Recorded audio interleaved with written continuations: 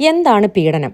ഒരാൾ മറ്റൊരാളെ മനഃപൂർവ്വം വേദനിപ്പിക്കാനും മുറിവേൽപ്പിക്കാനും പറയുന്ന വാക്കുകളും ചെയ്യുന്ന പ്രവൃത്തികളും പീഡനത്തിൽപ്പെടും.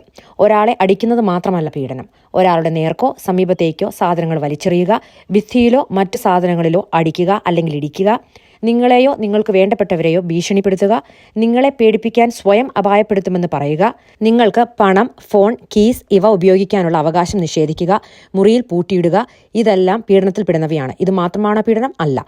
ഇതുവരെയും നിങ്ങളോട് ആരും ഇത് പറഞ്ഞു തന്നിട്ടില്ലെങ്കിൽ ഒന്നോർക്കുക, നിങ്ങൾ അർഹിക്കുന്ന സ്നേഹം ഇതല്ല. Thanks for watching.